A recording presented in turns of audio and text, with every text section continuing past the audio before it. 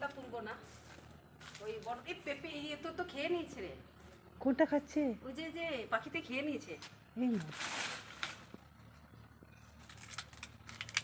বন্ধুরা দেখো ন্যাচারাল পেঁপে কত সুন্দর হয়েছে,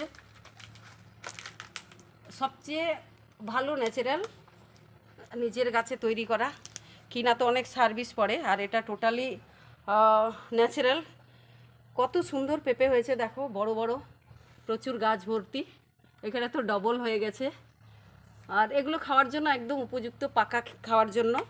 আর তরকারি মনে করলে কাঁচাগুলো আছে, আর পেঁপে তরকারি তো শরীরের জন্য অনেক ভালো, পেটের জন্য অনেক ভালো। তো তোমরাও তোমাদের একটু জায়গা থাকলে পেঁপে গাছ লাগাও, পেঁপে হবে। ওকে, থ্যাংক ইউ।